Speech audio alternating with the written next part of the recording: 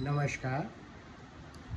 आज व्यसन मुक्त भारत अभियान के तहत SCPGI में एक संगोष्ठी का आयोजन किया गया, जिसमें कई वक्ताओं ने व्यसन मुक्त के बारे में प्रकाश डाला।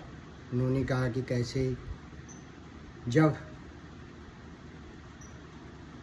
किसी चीज़ की लत एडिक्शन हो जाती है तो वो कितना खतरनाक होता है शरीर के लिए, परिवार के लिए और समाज के लिए। तो आप सुनिए इन मुख्य वक्ताओं के वक्तव्य और व्यसन छोड़िए और अच्छा जीवन यापन करें, नशा मुक्त खुद को, परिवार को, समाज को और देश को बनाएं। आए चले मिनी ऑडिटोरियम SCPGI। मैं आमंत्रित करता हूँ कि कृपया आए अपना। कई दिशाओं में आरोग्य भारती कार्य करता है।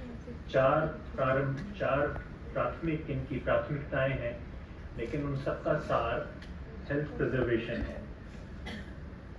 निरोगी काया अकेला स्वास्थ्य का डेफिनेशन नहीं हो सकती। Absence of disease merely cannot be called as health. Preservation of health is equally important, rather more important. तो ये विचार था आरोग्य भारती के उत्पत्ति के पीछे। आरोग्य भारती तमाम आयाम, 27 आयामों के ऊपर काम करती है। उसमें से एक अहम है व्यसन मुक्ति। आज का समाज तमाम चैलेंजेस से जूझ रहा है, भारतीय समाज भी। उसमें से एक बहुत जटिल समस्या है वो, और खासकर जो हमारी यंग जनरेशन को अफेक्ट कर रही है, वो है एडिक्शंस एंड हैबिचुएशंस। व्यसन, गलत आदतें, ऐसी आदतें जो आपके स्वास्थ्य को, आपकी परफॉर्मेंस को अफेक्ट करती हैं। और इसी को फोकस में रखते हुए व्यसन मुक्ति के ऊपर चर्चा आवश्यक समझी जाती है। और आज की संगोष्ठी का मूल पॉइंट जो है वो यही, फोकस यही है कि हम लोग कुछ बातचीत करें कि कैसे हम इन बुरी आदतों से, व्यसनों से बच पाएं, प्रिवेंट कर पाएं इनको, और यदि किसी को कोई ऐसी आदत है तो उससे कैसे छुटकारा मिल पाए। तो हमारे बीच आज 3 बहुत श्रेष्ठतम वक्तागण हैं। आप सभी उनको सुनेंगे। तंबाकू, शराब, अन्य ऐसे सब्सटेंसेस, दवाइयाँ जिनकी लत लग सकती है, और खासकर इनके अलावा कुछ ऐसे अपने दिनचर्या में ऐसे ऐब आ जाते हैं, जैसे इलेक्ट्रॉनिक डिवाइसेस का एडिक्शन। इन सब के बारे में हम लोग आज कुछ चर्चा करेंगे। तो मैं फिर से धन्यवाद देता हूँ आप सभी का कि आप लोग आज यहाँ आए।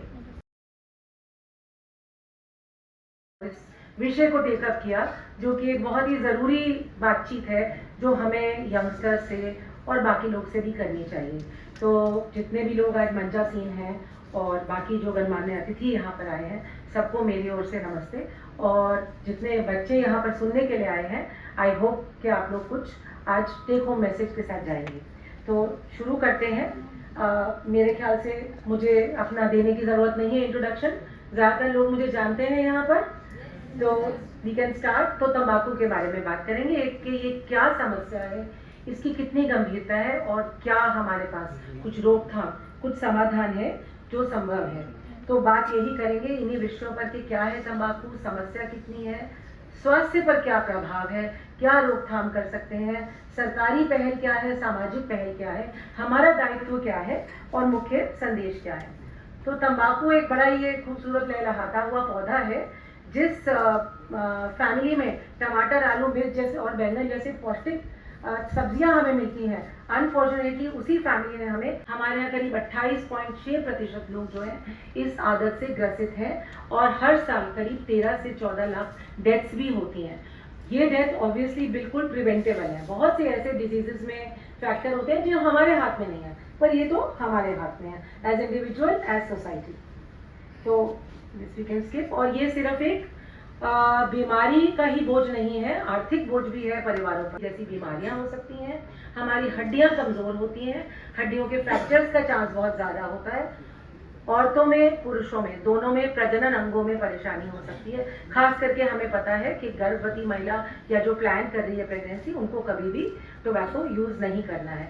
And most importantly, doctor Punita Lal is here, there are all these, doctor Gaurav is here, all the people who deal with cancers are here. तो लंग का, हमारे फेफड़े के कैंसर जो कि हमें पता है कि बहुत जानलेवा है, ओरल कैविटी के कैंसर्स और लैरिंग्स जो वॉइस बॉक्स है उसके कैंसर और बहुत से और कैंसर इस लत से होते हैं।